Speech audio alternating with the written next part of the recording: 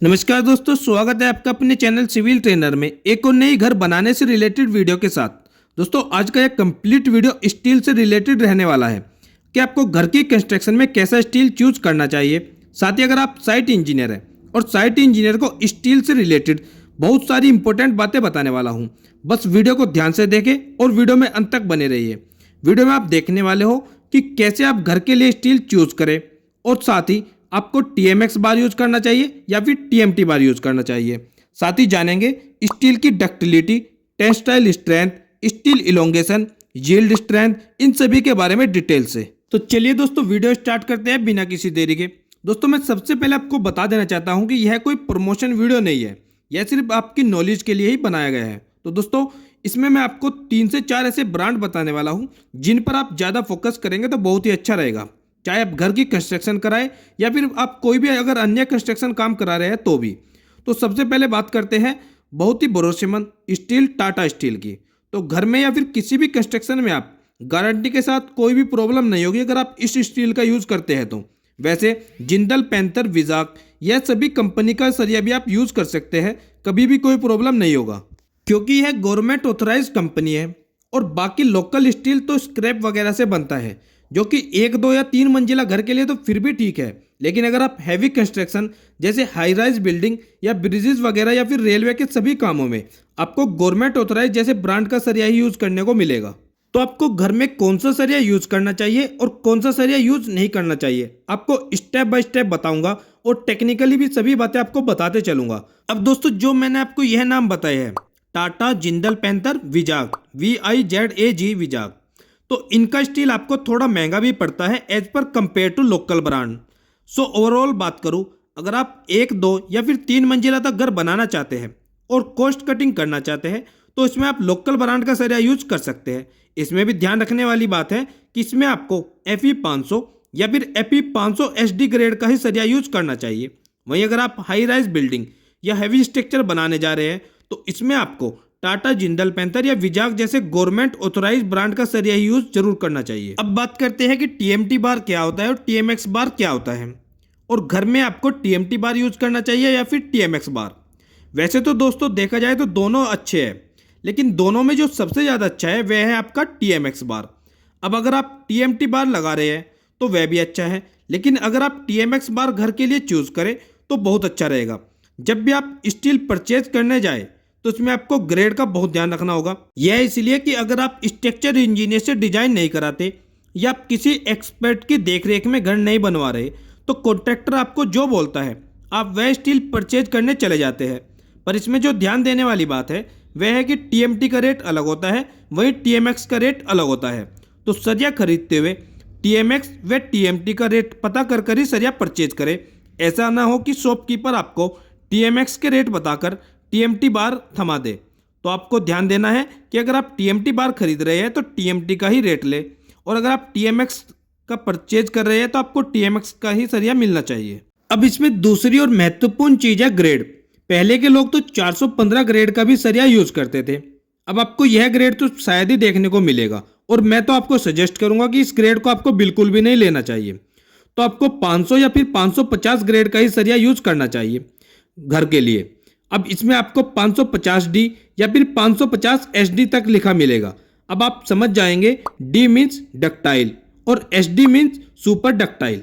अब मैं थोड़ा सा आपको टेक्निकली एक्सप्लेन कर देता हूँ। डक्टाइल हो गया कि आपका जितना भी स्टील डक्टाइल रहेगा उतना ही अच्छा होगा, क्योंकि जब स्टील पर लोड पड़ेगा तो वह धीरे धीरे बैंड होगा और टूटेगा। मतलब थोड़ा साधारण भाषा में बात करें, अगर आपके सरिये में D या SD लिखा हुआ है तो क्वालिटी में अच्छा है। वहीं बात करें अगर आपके स्टील पर D या SD नहीं लिखा है तो वह हो गया आपका ब्रिटल स्टील, यानी कि ब्रिटल सरिया।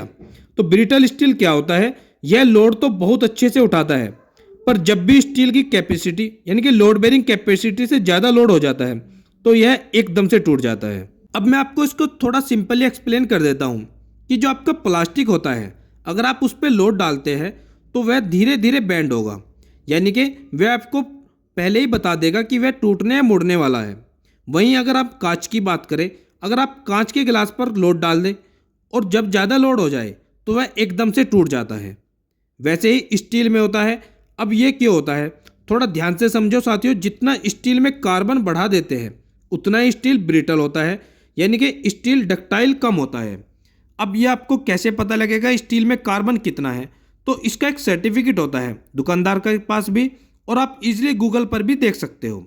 अब मैं आपको बता दूं कि टीएमटी व टीएमएक्स इन दोनों में किस स्टील में कम कार्बन होता है, तो वह है टीएमएक्स बार। टीएमएक्स बार में कम कार्बन होता है, तो टीएमएक्स बार में अप्रोक्स 0.15% यानी कि 0.15%। वहीं टीएमटी बार में कार्बन की मात्रा 0.25 से 0.30% तक रहती है। तो जितना कम कार्बन जिस स्टील में होता है वह स्टील अच्छा होगा। टीएमटी व टीएमएक्स की तुलना करें तो टीएमएक्स में कार्बन की मात्रा कम पाई जाती है टीएमटी के मुकाबले। अब बात करते हैं स्टील इलोंगेशन की। तो साथ ही आपको स्टील की इलोंगेशन के बारे में भी जरूर ध्यान रखना है। अब इलोंगेशन क्या है? स्टील को हम बेंड करते हैं तो वह टूटे नहीं, मतलब अगर आप स्टील को 180 डिग्री तक भी बेंड करते हैं तो वह टूटेगा नहीं। तो यह हुई आपके स्टील की इलोंगेशन, यानी कि स्टील की इलोंगेशन अच्छी है। और यहाँ पर भी जो सबसे ज़्यादा अच्छा है वह आपका टीएमएक्स बार, क्योंकि टीएमएक्स बार में इलोंगेशन होता है 16 से 23% तक। वहीं बात करें टीएमटी बार की, तो टीएमटी बार्स में इलोंगेशन की मात्रा होती है 14 से 16% तक। अब दोस्तों जो कि बहुत जरूरी चीज़ है वह आपके स्टील की टेंसाइल स्ट्रेंथ। अब टेंसाइल स्ट्रेंथ क्या होता है दोस्तों?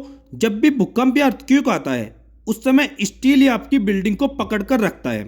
मतलब थोड़ा और सिंपली एक्सप्लेन कर देता हूं कि जब भी भूकंप आता है तो आपकी बिल्डिंग एक साइड से दूसरी साइड को मूवमेंट करती है, तो उस समय बिल्डिंग को कोलैप्स होने से बचाता है आपके स्टील की टेंसाइल स्ट्रेंथ। अब बात करते हैं स्टील की यील्ड स्ट्रेंथ की। मान लीजिए आपने कोई स्टील यूज की है 500D की, तो इसका यील्ड स्ट्रेंथ हुआ 500 न्यूटन पर एमएम स्क्वायर। वहीं अगर टेंसाइल स्ट्रेस की बात करें तो जैसे कि आप देख पा रहे हैं Fe 500 स्टील में 545 न्यूटन पर MM square, Fe 500D steel में 565 न्यूटन पर एमएम स्क्वायर। ओवरऑल सिंपली बात करें कि जिस ग्रेड में डी या SD लगा हुआ है तो वह सरिया हर तरह से अच्छा है। चाहे बात करें स्टील की डक्टाइल की, कार्बन की, टेंसाइल स्ट्रेंथ की, इलोंगेशन की या फिर यील्ड स्ट्रेंथ की। दूसरा आप टीएमटी बार लगाए या फिर टीएमएक्स बार लगाए, दोनों ही सही है। लेकिन अगर ज़्यादा अच्छा की बात करें तो टीएमएक्स बार ज़्यादा अच्छा रहता है। यह आपकी चॉइस पर डिपेंड करता है कि आप घर में टीएमएक्स बार लगाना चाहते हैं या टीएमटी बार लगाना चाहते हैं। अगर आप घर का खर्च कम करना चाहते हैं तो आप टीएमटी के साथ जाइए, लेकिन अगर घर के खर्च की कोई परवाह नहीं है तो आप टीएमएक्स बार का यूज़ कर सकते हैं, क्योंकि यह मजबूती के लिहाज से बहुत अच्छा रहता है। दोस्तों आज की वीडियो में बस इतना ही। दोस्तों और भी घर बनाने से रिलेटेड या सिविल इंजीनियरिंग वर्क से रिलेटेड बहुत सारी वीडियोस को देखने के लिए आप मेरे चैनल पर विजिट कर सकते हैं। आपको वीडियो कैसी लगी तो प्लीज़ कमेंट सेक्शन में ज़रूर बताइएगा। वीडियो अच्छी लगी तो लाइक भी कर दीजिएगा, और अगर आप चैनल पर नए हैं तो प्लीज़ चैनल को सब्सक्राइब करना ना भूलें। और हाँ दोस्तों, अगर आप बेल आइकन को प्रेस करेंगे तो मेरी आने वाली और भी अच्छी वीडियो की नोटिफिकेशन भी आप तक पहुँचती रहेगी। मिलते हैं दोस्तों एक और नई वीडियो में, एक और नई वीडियो लेक्चर के साथ। तब तक दोस्तों आप सबको मेरा नमस्कार, और वीडियो में अंत तक बने रहने के लिए आपका बहुत बहुत धन्यवाद।